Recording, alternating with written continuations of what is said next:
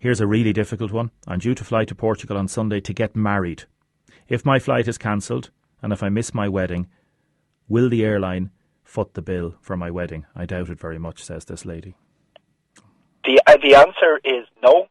The answer is that the airlines are not insurers of last resort. That's what travel insurance is for. And there is very specific wedding insurance. And, you can't get it if you know there's going to be a problem. If the bride or groom runs away before the wedding, is it?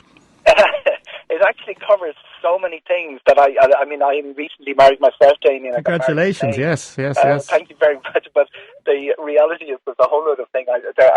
In the lead up to the wedding, anytime I was asked a question, I said I'd consult Grooms Monthly. I've yet to see a magazine called Grooms Monthly. It tends to be a bride's thing, the planning of the wedding. But there is a thing, and it's really important to know.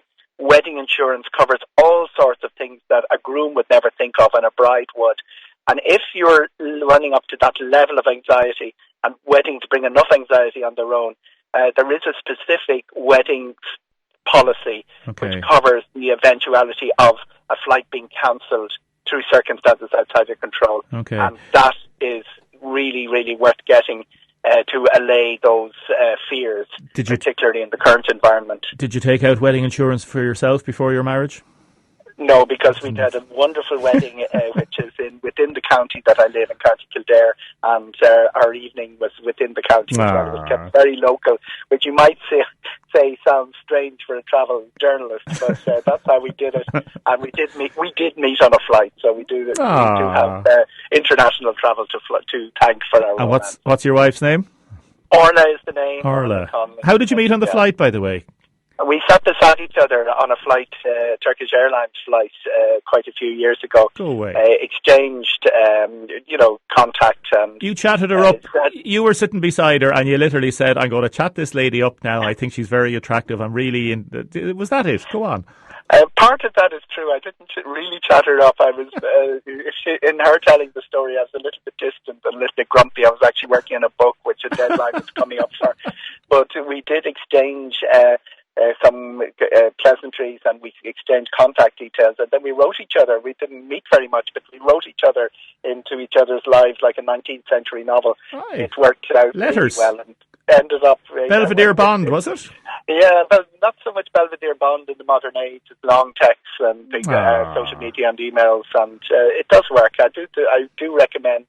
a lot of people... Big romantic. A lot of people meet on flights. I actually came across, when I talked about this in another broadcast medium, that somebody from the American aviation had done an analysis of this and reckons that there are two relationships out of every flight that takes place in North America, and Europe wouldn't be far behind, which makes sense when you think of it. You're in close confined quarters with somebody for several hours, and you're in a lovely environment without loud music and cocktail waitresses and drink and all of those things. You can actually get an intimate conversation and exchange the things that you have in common and the things that the details of your own lives, and it does lead to relationships. Not all of them have led to marriage like mine, but I had a flight back from Rio. Flying back from Rio sounds romantic. I snogged the face off Sandra Jones Oliveira, and I had a relationship with her for a week afterwards. A Brazilian girl I met on the flight back, but it